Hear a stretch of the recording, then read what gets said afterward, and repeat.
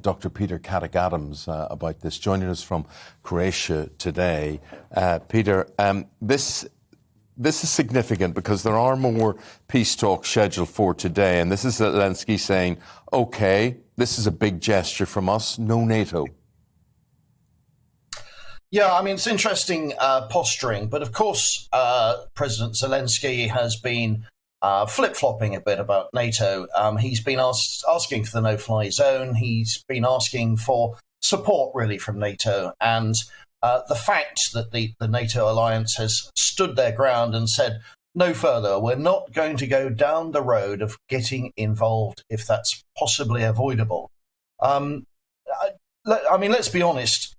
Ukraine was not going to join NATO before this began. Partly because of the state of our economy and the corruption that was rampant through the country, and that hasn't gone away. So even if NATO was on the table, that would take years to implement for Ukraine's own economic situation to be better. So it's easy for the president to say no. And what we've got now are meaningful talks, because it's not just Zelenskyy. It's the prime ministers of Poland, of the Czech Republic and Slovenia who went on this train through the war zone yesterday. And so he's got some moral support now. And I think it's much easier for him now to face the Russians with three other EU premiers alongside him in the middle of a war zone and say, this is what we want. And it's therefore easy to discard NATO from his point of view, because it was never a realistic proposition in the short term.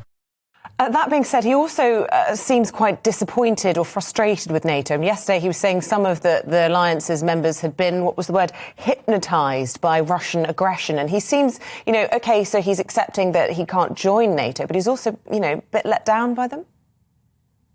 Yes, I mean, that's a very good observation to make. And of course, NATO, I think, has probably divided into two camps, half of whom are quite bullish about all the Russian tactics that we've seen employed, and really realise that everything that Russia's done, all the threats, all the shelling, all the targeting of hospitals, have really been weapons of terror to try and get Kiev to cave in and to force the West to get Ukraine to cave in as well. And the other half of NATO have said, no, this is the way Russia normally works. Just stand firm. These are bluffs. Russia will never deliver with chemical weapons, nuclear strikes or anything else. Hold your ground, because this is the Russian way of war. And there are two separate tracks, I think, amongst the diplomats and indeed the generals within NATO.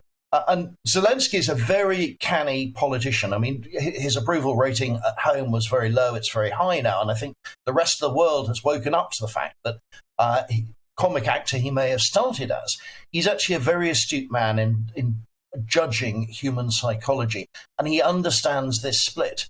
So what he's offering is something that might well be far more acceptable to Vladimir Putin, because the Russians won't negotiate unless they can come away with some kind of sense of a win.